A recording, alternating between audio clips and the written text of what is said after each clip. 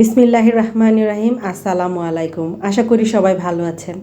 আজকে আমি আপনাদের তৈরি করে দেখাবো আলুর ঝুরি ভাজা। কোনো রকম রোদে দেওয়া ঝামেলা ছাড়াই আমি আজকে এই ঝুরি ভাজাটা তৈরি করে দেখাবো। এই ঝুরি ভাজাটা কিন্তু ছোট বড় সকলেই খুব পছন্দ করে। আশা করছি রেসিপিটি আপনাদের ভালো লাগবে। চলুন দেখে নেওয়া যাক আজকের ঝুরি ভাজার রেসিপি। এখানে আমি ঝুরি ভাজার জন্য নিয়ে নিয়েছি 3টি আলু।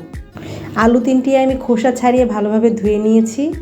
এখন আলুগুলো আমি গ্রেট করে নিব।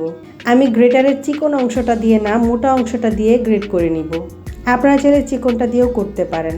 আলুগুলো আমি খাড়াখাড়িভাবে না, লম্বালম্বিভাবে গ্রেট করে নিব। দেখেই বুঝতে পারছেন।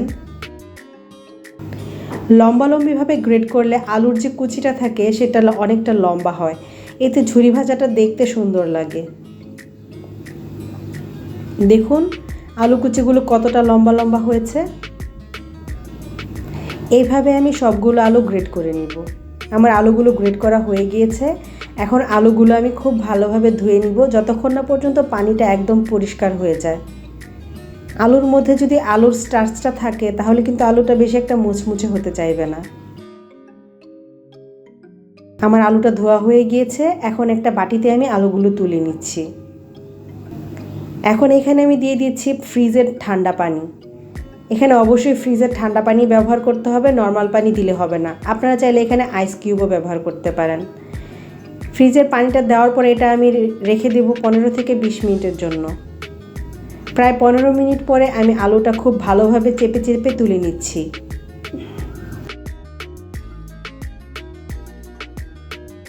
এখন এই আলুগুলো আমি ফ্যানের বাতাসে রেখে দেব 5 মিনিটের জন্য। একটা সুতি কাপড়ের উপরে আমি আলুগুলো ছড়িয়ে দিচ্ছি যাতে আলুর গায়ে যে এক্সট্রা পানিটা আছে সেটা শুকিয়ে যায়। 5 মিনিট রাখলেই চলবে, এর চেয়ে বেশি রাখা দরকার নেই। এই ফাঁকে আমি একটি মশলা তৈরি করে নিচ্ছি। একটা বাটিতে আমি দিয়ে দিচ্ছি 1/4 চা চামচ বিট লবণ, 1/2 চা চামচ চাট মশলা, 1/2 চা চামচ ভাজা জিরার গুঁড়া আর 1/2 চা চামচ লাল মরিচের গুঁড়া। আপনারা এখানে আপনাদের পছন্দ মতো স্পাইস ব্যবহার করতে পারেন। এই সবগুলো উপকরণ দিয়ে আমি ভালোভাবে মিশিয়ে নিচ্ছি। এটা আমি পরে ব্যবহার করব। দেখুন আমার আলুগুলোর পানি শুকিয়ে গিয়েছে, এখানে কোনো ধরনের আর এক্সট্রা পানি নেই। এখন এই আলুগুলো আমি ভেজে নিব। একটা কড়াই আমি পর্যাপ্ত পরিমাণ তেল নিয়ে নিয়েছি। এখন এখানে আমি দিয়ে দিচ্ছি 1/3 কাপ বাদাম। বাদামটা আমি তেলের মধ্যে ভেজে নিব। এখন এখানে আমি দিয়ে দিচ্ছি 3টি শুকনো মরিচ। শুকনো মরিচটা বাদামের সাথে ভাজা হয়ে যাবে। বাদামটা খুব কড়াভাবে ভাজা যাবে না, তাহলে বাদামটা কিন্তু খেতে ভালো লাগে না। বাদামটা যখন একটু হালকা রং ধরে আসবে তখনই আমি বাদামটা তুলে নিব। বাদামটা ভাজা হয়ে গিয়েছে, এখন আমি তুলে নিচ্ছি। এখন আমি এখানে দিয়ে দিচ্ছি 1 মুঠো রসুন কুচি। রসুনটা আমি খোসা সহ কুচি করে নিয়েছি। দিয়ে দিচ্ছি সামান্য কাঁচামরিচ কুচি। দিয়ে দিলাম পানি শুকিয়ে রাখা ধনেপাতা কুচি। এই রসুনের কুচি, কাঁচামরিচের কুচি আর ধনিয়া পাতা আলুর ঝুরিটাকে অনেক বেশি ফ্লেভারফুল করবে। সবগুলো উপকরণ ভাজা হয়ে গিয়েছে, এখন আমি তুলে নিচ্ছি। এখন এই তেলে আমি দিয়ে দিচ্ছি আলুর ঝুরিগুলো। এ পর্যায়ে চুলার আগুন রাখতে হবে মিডিয়ামের থেকে হাই। লো হিটে এই আলুর ঝুরি ভাজাটা করতে গেলে অনেক বেশি তেল টেনে নেবে, তাতে খেতে ভালো লাগবে না। কিভাবে বুঝবেন যে আলুর ঝুরি ভাজাটা ভাজা হয়ে গিয়েছে? দেখুন ঝুরি ভাজাটা দেওয়ার পরে কিন্তু অনেক বেশি বুদবুদ ছিল। আলুটা যতটা ভাজা হয়ে আসছে এই বুদবুদটা কিন্তু আস্তে আস্তে কমে যাচ্ছে। দেখুন আলুটা ভাজা হয়ে গিয়েছে, এখন কিন্তু আলুতে তেমন একটা বুদবুদ নেই। আমি আলুর ঝুরি ভাজাটা তুলে নিচ্ছি। আমি ঝুরি ভাজাগুলো আপনাদের একটু কাছ থেকে দেখিয়ে দিচ্ছি, একটু ভেঙে দেখিয়ে দিচ্ছি। দেখুন এটা কতটা মুচমুচে। এটা কিন্তু এখনও গরম আছে, কিন্তু এটা যখন ঠান্ডা হবে এটা আরও বেশি অনেক মুচমুচে হয়ে যাবে। আমি আরেকবার দেখিয়ে দিচ্ছি আপনাদের।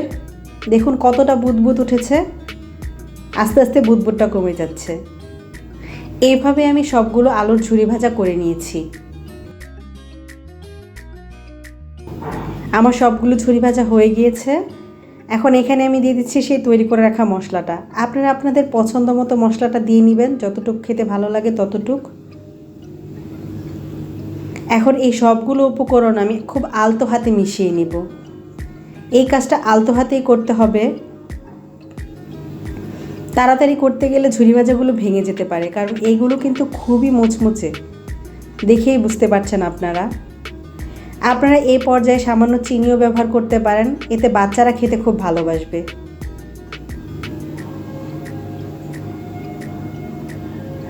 মিশানো হয়ে গিয়েছে আমার আলুর ঝুরি ভাজাটা। এটা কিন্তু আপনারা প্রায় 1 মাসের মতো সংরক্ষণ করে রাখতে পারবেন যে কোনো এয়ারটাইট কন্টেনারে। তবে এই ঝুরি ভাজাটা যদি আপনারা সংরক্ষণ করে রাখতে চান তাহলে এই মশলাটা কিন্তু আপনারা ব্যবহার করতে পারবেন না। মশলাটা ব্যবহার করলে আলুর ঝুরি ভাজাটা তাড়াতাড়ি নষ্ট হয়ে যায়। যখন আপনারা ঝুরি ভাজাটা খাবেন তখন এই মশলাটা আপনারা দিয়ে তারপরে খাবেন, তাহলে ঝুরি ভাজাটা অনেক দিন পর্যন্ত মুচমুচে থাকবে।